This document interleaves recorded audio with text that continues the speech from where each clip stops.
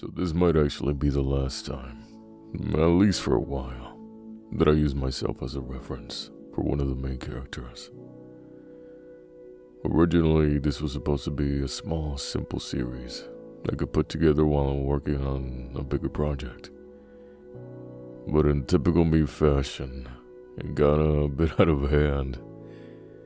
We ended up going way harder than I expected. The artist Chung-So has been juggling some heavy university projects during all of this. Despite that, she still absolutely did amazing. She really brought the characters to life. What started out as a side project turned into a full-on series, complete with new characters, extra dialogue, and even voice actors. It kind of became its own thing, and now it's something I'm definitely going to keep building in the future. Of course, it wasn't all smooth sailing.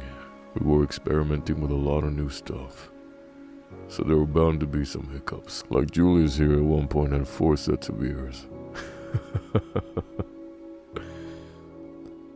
Yeah, it was a bit chaotic, and Silas, our master vampire, originally looked like an old man with a long pointy nose and slick back hair. Totally not what I had in mind. I wanted Silas to have that eccentric but deadly vibe. Handsome and kind of unpredictable. We were debating between white or red hair, but since Damien already had white hair, we gave Silas his deep red, which honestly fits him so well. But hey, once I pointed things out, Chung-So fixed them super fast. We learned a lot during the process, and even the miscommunications turned into really fun memories. That's the beauty of collaborating. So really massive props to Chung-So. It really turned out better than I expected. Was everything perfect? No, there was a lot of things that happened in between, but we made it work.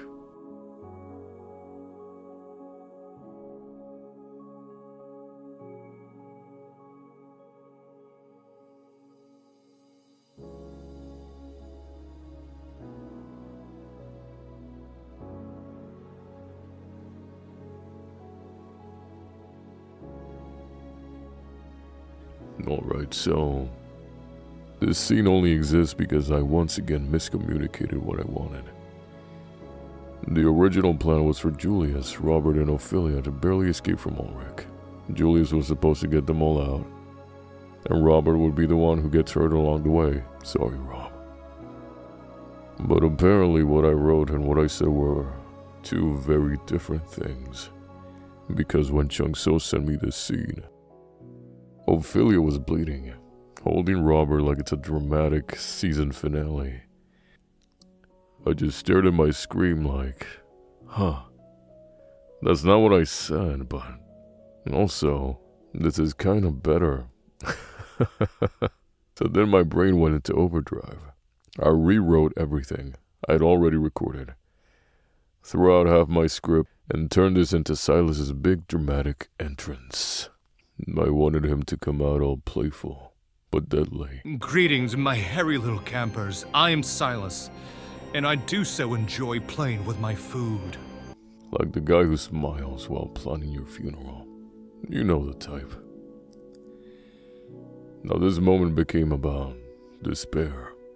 Julius is gone for just a second, and boom, Silas shows up. Robert and Ophelia try to fight him off, bless their hearts. But it's Silas. He's toying with them. He's not even breaking a sweat.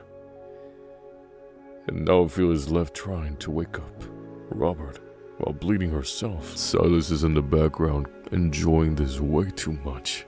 And then Julius arrives, seeing what just happened before his eyes. That one miscommunication accidentally gave me one of my favorite scenes so far. Wait, how delightful. You're his other half, aren't you? The furry one. So thank you, Chung-So, for misunderstanding me in the best way possible. And for those of you wondering, I voiced Silas and Julius. So it was a very contrasting battle of voices going on. Julius has that deep, growly, I'm one bad day away from ripping your throat kind of voice. Super intense, no nonsense, always on edge. I wonder why. If Julius had a catchphrase, it'd be just a long, angry exhale.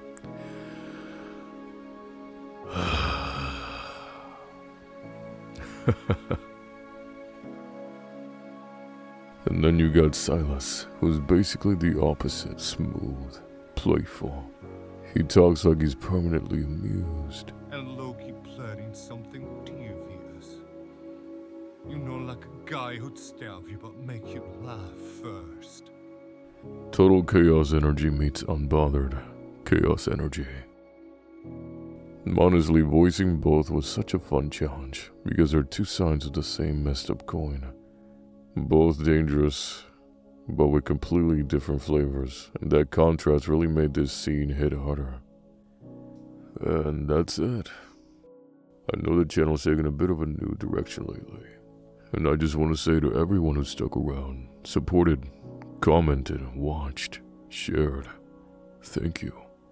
Seriously, I'm finally creating the kind of content that I'm actually passionate about.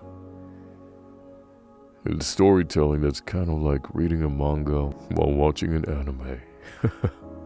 Everything's original from the story to the art, and this is just the beginning.